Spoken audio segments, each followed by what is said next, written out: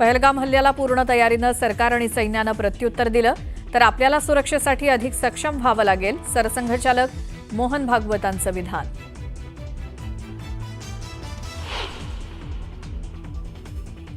आपल्याला आत्मनिर्भर व्हावं लागेल, तसंच भारतीयांना स्वदेशीचा नारा स्वीकारावा लागणार. संघाच्या विजयादशमी सोहळ्यातनं मोहन भागवतांचा स्वदेशीचा नारा.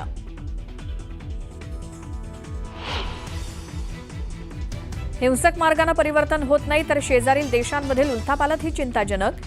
नव्या संकटांना आपण तोंड देतोय, सरसंघचालकांनी व्यक्त केली चिंता. गोरेगावातील नेस्को सेंटरमध्ये शिंदेंच्या शिवसेनेचा दसरा मेळावा. मेळाव्याच्या पार्श्वभूमीवर जय्यत तयारी. मेळाव्यात शिंदे काय बोलणार, याकडे राज्याचं लक्ष.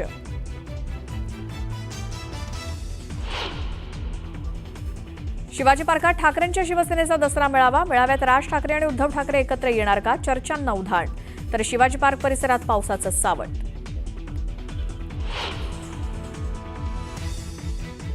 राज्यात आता हॉटेल्स, दुकानं आणि इतर आस्थापना 24 तास खुली ठेवता येणार. राज्य सरकारच्या उद्योग विभागानं आदेश केला जारी. 4 ऑक्टोबरला राज्य सरकारमध्ये मेगा भरती. एकाच दिवशी 10,309 उमेदवार शासकीय नोकरीत दाखल होणार.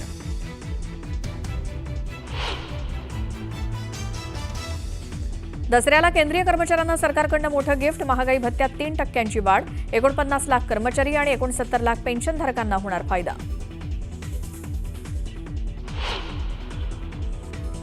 नागपुरातील ऐतिहासिक दीक्षाभूमीवर 69वा धम्मचक्र प्रवर्तन दिन सोहळा. भीम अनुयायांची गर्दी.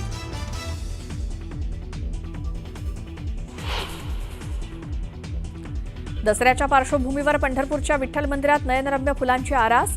मंदिरातील विशेष सजावटीची न्यूज 18 लोकमतच्या प्रेक्षकांसाठी खास दृश्य.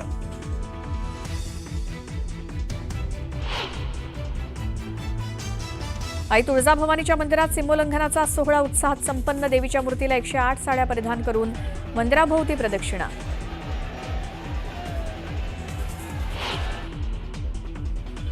विजयादशमी निमित्तानं शिर्डीतील साई मंदिरात दर्शनासाठी गर्दी. साई मंदिर आकर्षक फुलांच्या सजावटीनं सजलं.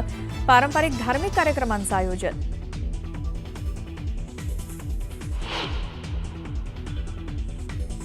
असत्यावर सत्याच्या विजयाचा विजयादशमी उत्सव देशभरात उत्साहात होतोय साजरा. पंतप्रधान मोदी दिल्लीतल्या रामलीला मैदानावर सोहळ्यात होणार सहभागी.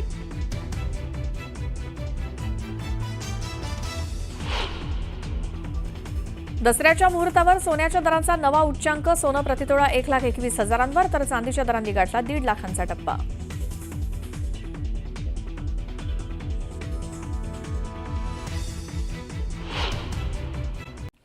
तर भगवान भक्तिगडावरती भाजपच्या नेत्या आणि मंत्री पंकजा मुंडे यांच्या उपस्थितीत दसरा मेळावा होणार आहे. सकाळी 11 वाजता पंकजा मुंडे भगवान भक्तिगडावरती पोहोचतील. ओबीसी आरक्षण बचाव चळवळ, तसंच धनगर बंजारा समाजाचा एसटीमधून आरक्षणाची मागणी, तसंच बीड जिल्ह्यातील सामाजिक स्वास्थ्य, पूर परिस्थिती आणि अतिवृष्टी या अनुषंगाने पंकजा मुंडे आज काय बोलणार, याकडे देखील सगळ्यांचं लक्ष आहे.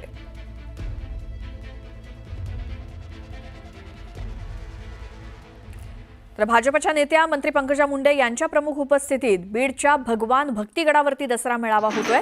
सकाळपासूनच मोठ्या संख्येनं मुंडे समर्थक मेळाव्याच्या ठिकाणी गर्दी करतायत. भव्य असं व्यासपीठ उभारण्यात आलंय. आपला दसरा आपली परंपरा अशी या दसरा मेळाव्याची टॅगलाईन आहे. मेळाव्याच्या ठिकाणी पंकजा मुंडे आणि धनंजय मुंडे यांच्या घोषणा दिल्या जात आहेत. आपला दसरा आपली परंपरा ही टॅगलाईन घेऊन भाजप नेत्या मंत्री पंकजा मुंडे यांचा भगवान भक्तिगडावरील दसरा मेळावा अवघ्या काही तासामध्ये सुरू होतोय. माझ्या पाठीमागे आपण पाहतोय अशा पद्धतीने ही जय्यत तयारी करण्यात आलेली, मोठं व्यासपीठ उभारण्यात आलेलं. तर पाठीमागे पाहतोय संत भगवान बाबा यांची भव्य दिव्य अशी मूर्ती आहे. त्याच्या पाठीमागे भगवा ध्वज देखील फडकताना पाहायला मिळतोय आणि त्याच्यावरती जी टॅगलाईन लिहिली गेली, आपला दसरा आपली परंपरा. त्याचबरोबर बॅनर देखील या ठिकाणी लावण्यात आलेले. स्वर्गीय लोकनेते गोपीनाथ मुंडे यांचा देखील फोटो या ठिकाणी पाहायला मिळतोय. तर लोकांची खूप मोठी उत्सुकता आहे. सकाळपासूनच या ठिकाणी दसरा मेळाव्यासाठी लोक देखील गर्दी करताना आपल्याला या ठिकाणी पाहायला मिळते. भगवान बाबाच्या मूर्तीचं दर्शन करून लोक आता पाठीमागे ज्या ठिकाणी दसरा मेळावा होणार आहे, आपण हे मैदान देखील दाखवायचा प्रयत्न करू. अशा पद्धतीने हे मोठं असं विस्तीर्ण मैदान आहे आणि या मैदानामध्ये पंकजा मुंडे काय बोलणार हे ऐकण्यासाठी मोठ्या संख्येने महाराष्ट्रभरामधून लोक या ठिकाणी दाखल होत आहेत. विशेषतः या ठिकाणी आल्यानंतर त्यांच्या जेवणाची, खाण्यापिण्याची व्यवस्था देखील या ठिकाणी करण्यात आली आहे. तर लोकांना लोकांमध्ये खूप मोठ्या प्रमाणात उत्साह देखील पाहायला मिळतोय। अशा पद्धतीने स्वर्गीय लोकनेते गोपीनाथ मुंडे साहेब यांचे फोटो देखील आपल्याला या ठिकाणी पाहायला मिळत आहेत आणि लोकांमध्ये खूप मोठ्या प्रमाणात उत्साह देखील आहे, घोषणाबाजी देखील केली जाते आणि एकंदरीत आज भाजप नेत्या मंत्री पंकजा मुंडे काय बोलणार हे देखील पाहणं महत्त्वाचं आहे। विशेष म्हणजे आज या ठिकाणी आलेल्या या दसरा मेळाव्यासाठी आलेले जे कार्यकर्ते आहेत हे धनंजय मुंडे यांच्या देखील घोषणा देतात, पंकजा मुंडे यांच्या देखील घोषणा देतात आणि धनंजय मुंडे हे देखील या मेळाव्यासाठी उपस्थित राहणार आहे। त्यामुळे एकंदरीत हे संपूर्ण जर बघितलं आपण तर सगळं स्टेज असेल, व्यासपीठ असेल हे आपल्याला या ठिकाणी पाहायला मिळतंय। धनंजय मुंडे हे भगवान गडाचं दर्शन करून भगवान भक्तिगडावर दसरा मेळाव्यात देखील सहभागी होणार आहेत। मागच्या वर्षी देखील ते सहभागी झाले होते आणि यावर्षी देखील सहभागी होणार आहेत। पंकजा मुंडे नेमकं काय बोलणार याकडे संपूर्ण राज्याचं लक्ष लागलेलं आहे। एकंदरीत तर मराठवाडा असेल, त्याचबरोबर बीड जिल्हा असेल, इथं उसवलेली सामाजिक वीण, त्याचबरोबर जी पूर परिस्थिती आहे आणि ओबीसी आरक्षण बचाव चळवळ आहे, या अनुषंगाने भाजप नेता मंत्री पंकजा मुंडे काय बोलणार हे संपूर्ण राज्याचं याकडे लक्ष लागलं आहे। सुरेश जाधव, न्यूज 18 लोकमत, बीड। तिकडे श्री क्षेत्र नगरनारायणगड इथे देखील मनोज जरांगे पाटील यांच्या प्रमुख उपस्थितीमध्ये दसरा मेळावा होणार आहे। थोड्याच वेळात मनोज जरांगे पाटील छत्रपती संभाजीनगरवरनं नारायणगडावरती पोहोचणार आहेत। जरांगे पाटील यांची तब्येत ठीक नसल्यामुळे ॲम्ब्युलन्समधनं जरांगे पाटील दसरा मेळाव्यासाठी नारायणगडावरती पोहोचतील। डॉक्टरांनी त्यांना खरं तर विश्रांती घेण्याचा सल्ला दिलाय, मात्र जरांगे मेळाव्याला जाण्यावरती ठाम आहेत। मनोज जरांगे पाटील या मेळाव्यातून मराठा आरक्षणाबाबत काय बोलणार याची उत्सुकता वाढली आहे। प्रकृती बिघडल्यामुळे जरांगेंना छत्रपती संभाजीनगरच्या रुग्णालयात दाखल करण्यात आलं होतं। दरम्यान नारायणगडावरील दसरा मेळाव्याला आपण कुठल्याही परिस्थितीत जाणारच, परंपरा खंडित होऊ देणार नाही असा निर्धार त्यांनी बोलून दाखवलाय। त्यामुळे दसरा मेळावा आणि मराठा आरक्षणाच्या संदर्भात मनोज जरांगे पाटील काय भूमिका मांडतात याकडे सर्वांचं लक्ष लागलंय। तर मेळाव्याला परवानगी देताना पोलिसांनी 19 अटी घातल्या आहेत। यामध्ये प्रक्षोभक भाषणं होणार नाहीत, तसेच दोन समाजामध्ये तणाव निर्माण करणारं वक्तव्य केलं जाणार नाही अशी देखील अट घालण्यात आली आहे। तर प्रकृती जरी बिघडली असली तरी मनोज जरांगे पाटील दसरा मेळाव्याला जाण्यासाठी ठाम आहेत। थोड्याच वेळात ते ॲम्ब्युलन्समधनं निघणार आहेत। नारायणगडावर मराठा समाजाचा दसरा मेळावा होतो आहे, त्यासाठी मनोज जरांगे पाटील हे सुद्धा जाणार आहेत। आता जर आपण बघितलं तर त्यांची तब्येत जी ते खालावलेली आहे, व्हायरल इन्फेक्शन असल्यामुळं तापेने ते त्रस्त आहे, मात्र संपूर्ण समाज नारायणगडावर त्यांची वाट बघतो आहे। त्यांचं मार्गदर्शन मोलाचं ठरणार आहे, त्यासाठी मला जावं लागेल अशी त्यांची भूमिका आहे आणि ते दसरा मेळाव्यावर जाण्यावर ठाम आहे। मात्र या ठिकाणी डॉक्टरांच्या सल्ल्यानंतर ते ॲम्ब्युलन्समधून जातील आणि त्या ठिकाणी मार्गदर्शन केल्यानंतर पुन्हा मनोज जरांगे पाटील जे ते ॲम्ब्युलन्सनेच रुग्णालयात उपचार घेण्यासाठी दाखल होतील। डॉक्टरांचा जो सल्ला आहे तो त्यांना बेड रेस्ट करण्याचा आहे, मात्र समाज वाट बघतोय, त्यासाठी ते जाण्यावर ठाम आहे। त्यामुळे ॲम्ब्युलन्सनेच जातील आणि पुन्हा एकदा मार्गदर्शन केल्यानंतर ते रुग्णालयात दाखल होतील। मात्र आज दसरा मेळावा आहे आणि या अगोदर जरांगे पाटील यांनी काही भूमिका मांडल्या होत्या, त्यामुळे त्यांचं मार्गदर्शन मोलाचं ठरणार आहे आणि संपूर्ण महाराष्ट्राचं लक्ष या दसरा मेळाव्याकडे लागून राहिलं आहे। अविनाश कानडजे, न्यूज 18 लोकमत, छत्रपती संभाजीनगर।